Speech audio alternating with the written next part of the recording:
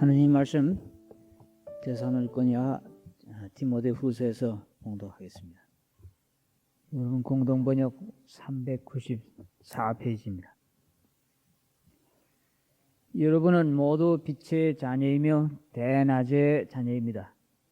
우리는 밤이나 어둠에 속한 사람이 아닙니다. 그러므로 우리는 다른 사람들처럼 잠자고 있을 것이 아니라 정신을 똑바로 차리고 깨어 있습니다. 항상 기뻐하십시오. 늘 기도하십시오. 어떤 처지에서든지 감사하십시오. 이것이 그리스도 예수를 통해서 여러분에게 보여주신 하느님의 뜻입니다.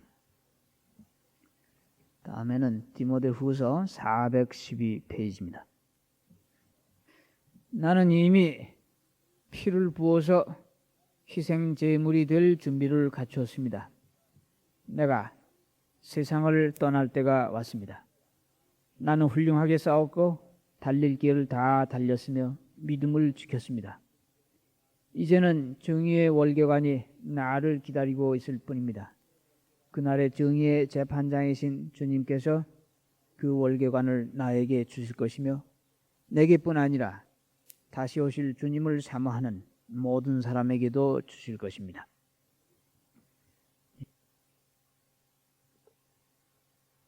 우리는 어떤 이의 일생이 끝나면은 고히 잠들라 이렇게 말을 하고, 나도 끝나면은 편안히 쉴 것이다 이렇게 막연히 생각을 합니다.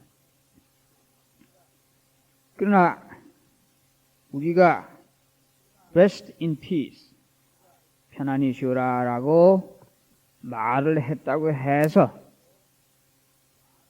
편안히 쉬는 게 아니고, 또 겉보기에 아무 동작이 없다고 해서 편히 잠드는 것 같다고 생각할 수가 없는 것입니다.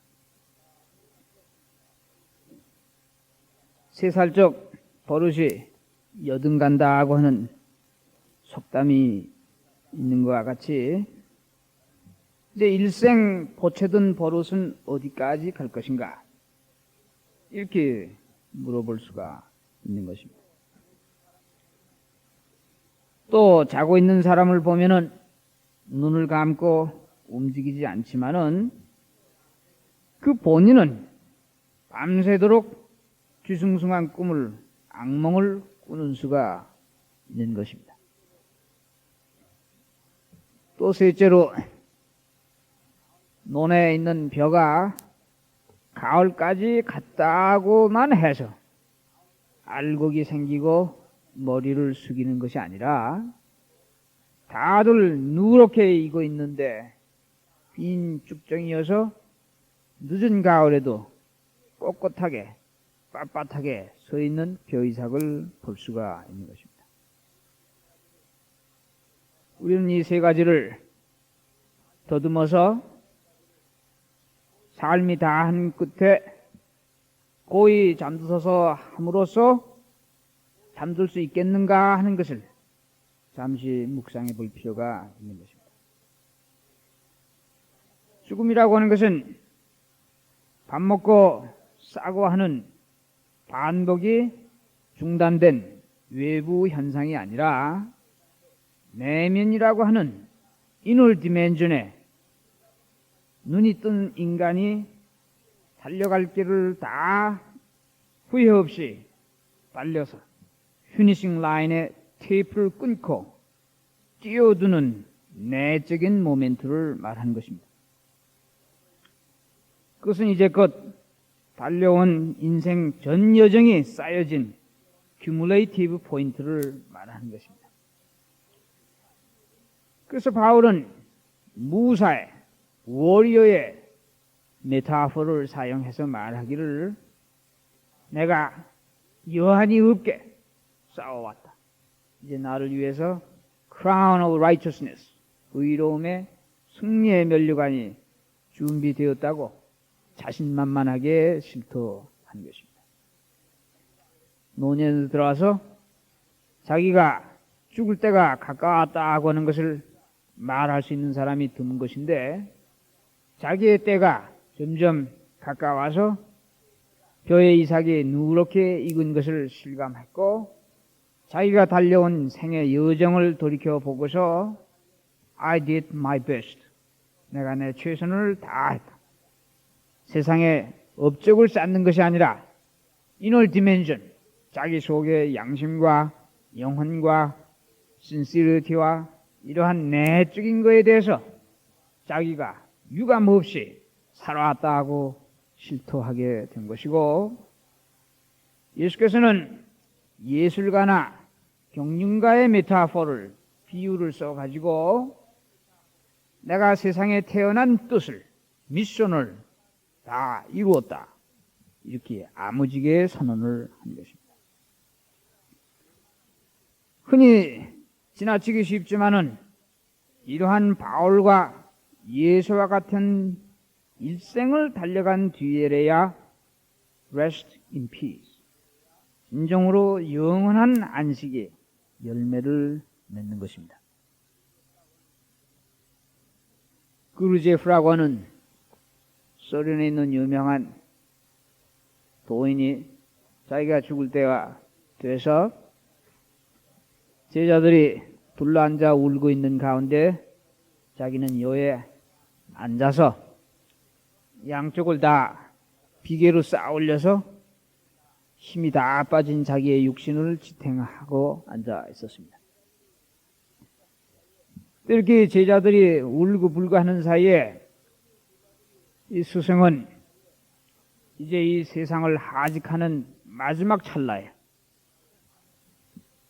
한 손에는 시가를 들고 다른 한 손에는 커피잔을 들어서 연실 담배를 피우고 커피를 마시면서 머리에는 매우 아름다운 빨간색의 이쁜 모자를 쓰고 그리고 온몸에 힘이 다 빠졌지만은 눈과 얼굴에는 광채가 나면서 제자들에게 이렇게 말을 하고 있습니다. Has anybody any question? Because now I'm leaving. 내가 이제 떠나기 때문에 누가 마지막으로 물을 질문이 없는가 하고 이 세상을 떠났던 것입니다. 이렇게 죽음이라고 하는 것이 일생 동안 기다려왔던 클라이맥틱한 최고의 정점을 향해서 달려간 인생을 우리가 안이 부러워할 수 없는 것입니다. 한 번은 공자가 제자를 데리고 어느 길을 가고 있는데 저만치 밭에서 왜 한 나이가 100세쯤 돼 보이는 노인이 봄인데도 털옷을 걸친 채로 사람 뒤를 쫓아가면서 떨어진 곡물을 짚고 있는데 노래를 하며 흥얼거리고 가고 있었습니다. 이 공자가 제자를 시켜서 저 노인에게 가서 좀 물어보라 이렇게 얘기했어요. 나이가 100세가 됐으면은 인생에 낙이 없을 터인데 누가 공양하는 사람이 없길래 자기가 손수 100세의 몸을 이끌고 밭에 나가서 남이 떨군 곡식알을 줍는 그렇게 구차한 인생인데도 불구하고 흥얼거리고 노래를 하면서 가기 때문에 공자가 놀래서 제자를 보낸 것입니다. 이 사람이 다가가서 하는 얘기가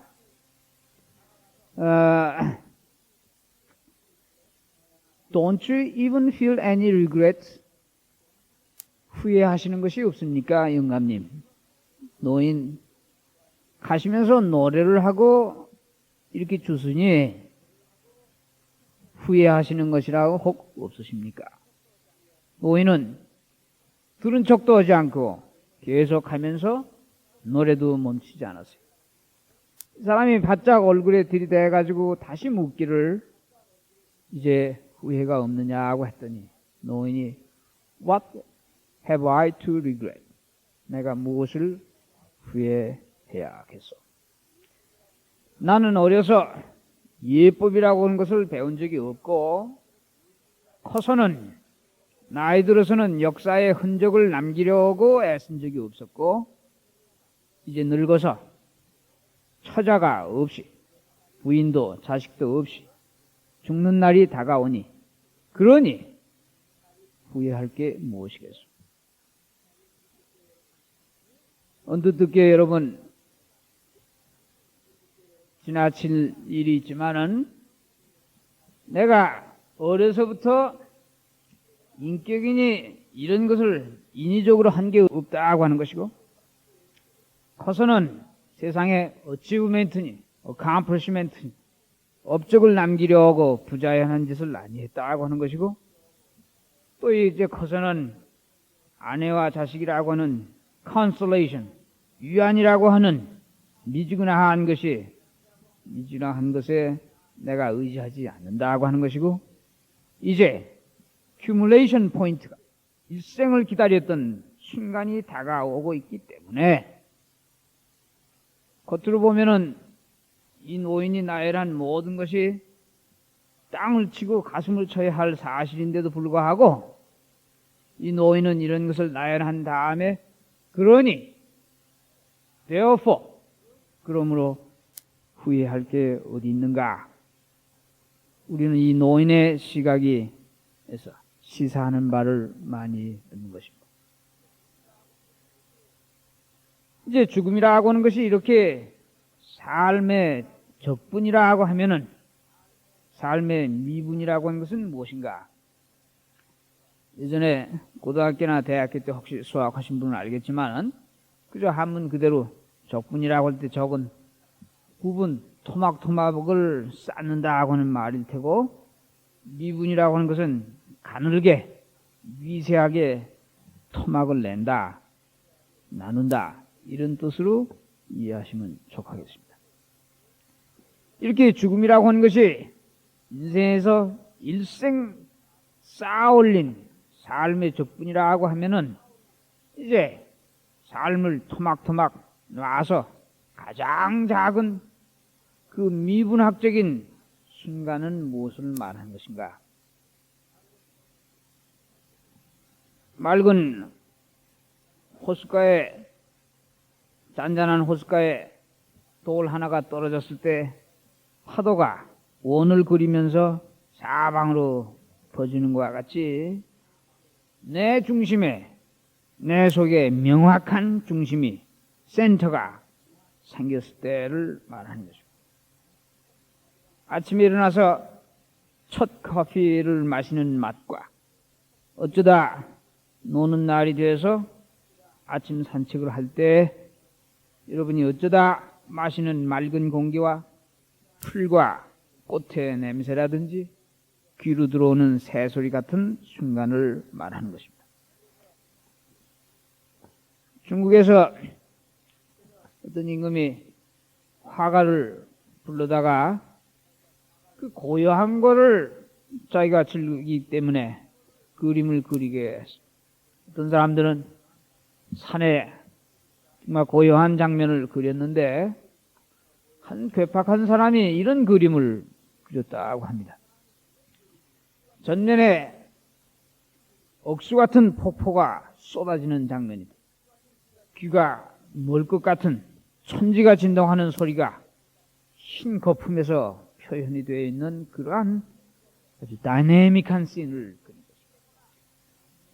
도저히 어떻게 보거나 stillness, 고요한 거로 볼 수가 없는 다이내믹한 힘찬 그림을 그려놓은 것입니다. 근데 그 그림 귀퉁이에 겨우 간신히 나뭇가지 하나가 그려져 있고, 그 나무 끄트머리에 조그만 새 한 마리가 물에 거의 몸을 혼박 쳤다시피 한 다음에 그 새가 눈을 감고 앉아있는 그림이었습니다. 세상에 많은 노이즈 속에서도 나무 끝에 휘청휘청하는 나무 끝에 앉아서 몸을 적시면서 눈을 감은 그 새와 같은 동중정을 우리는 삶의 미분이다 하고 말하는 것입니다. 팽이가 돌아가는 것을 볼 때 클라이맥스에 가서는 연희 때는 빙글빙글 도는 것이 보이지만은 그 팽이가 최고점에 도달했을 때는 마치도 그림인 양 서 있는 찰나를 볼 수가 있습니다. Stillness in movement. 운동 가운데 고요한 순간을 우리는 메디테이션이다, 기도다, 깨어있는 것이다 하고 말합니다.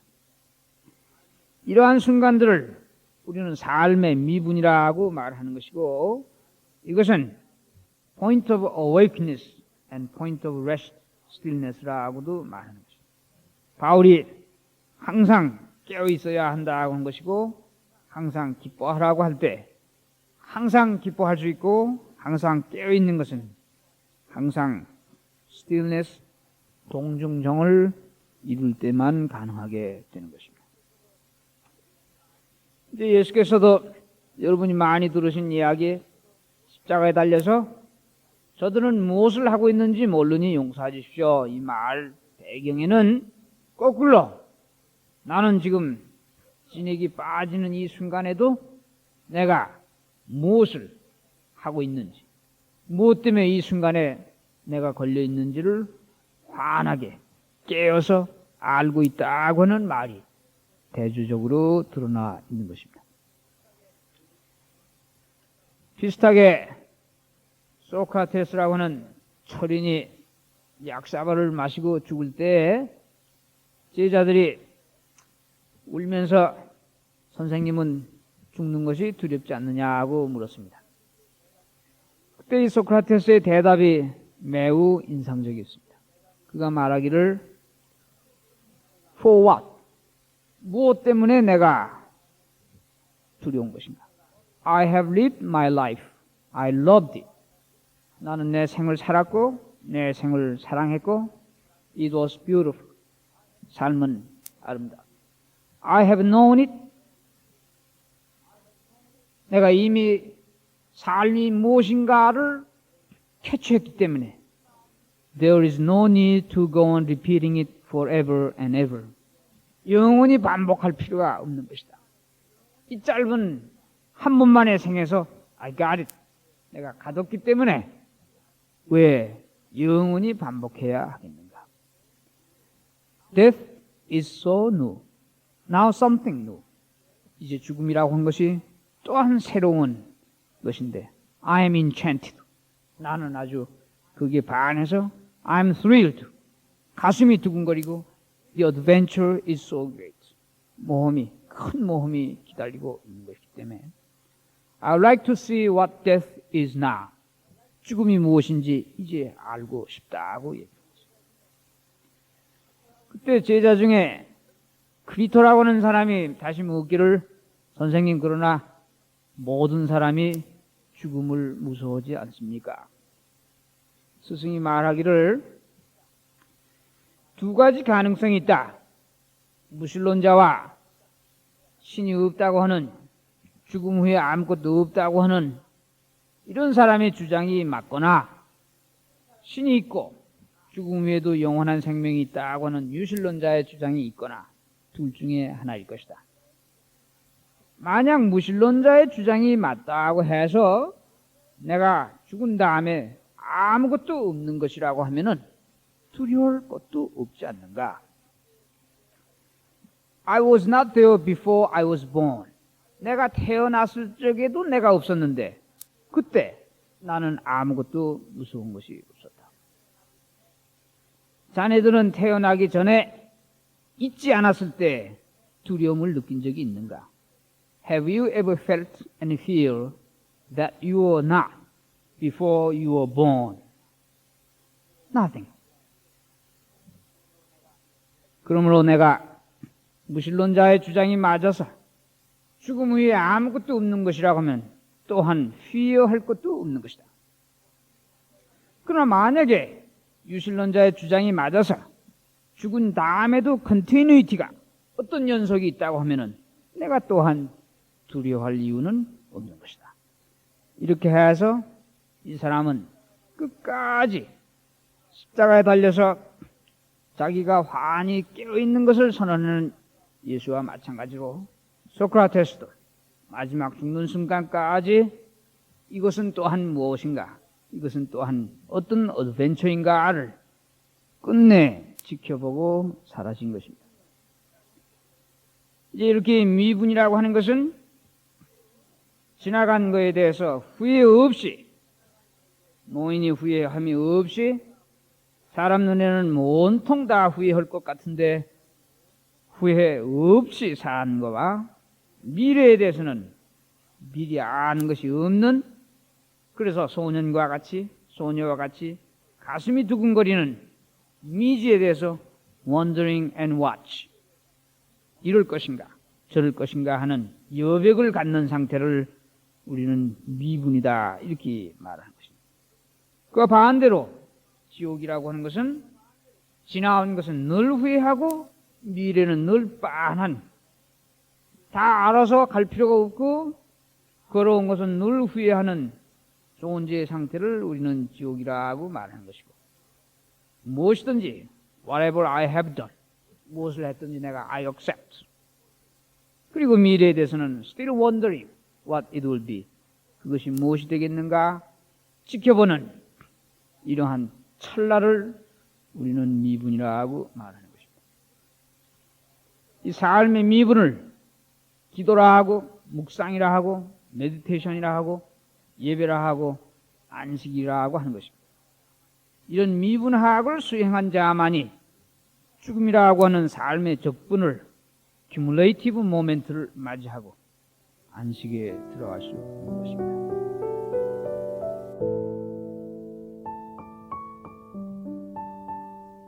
이제는 삶 속에 먹고 사는 것 위에 내면의 보물을 숨겨두신 아버지 하나님의 은혜와 동중정을 키워가신 그리스도의 능력과 지나간 것을 후회하지 않고 앞의 미주를 두근거리는 가슴으로 맞게 하시는 성령의 역사가 이 무리와 함께 하시기를 축원하옵나이다. 아멘.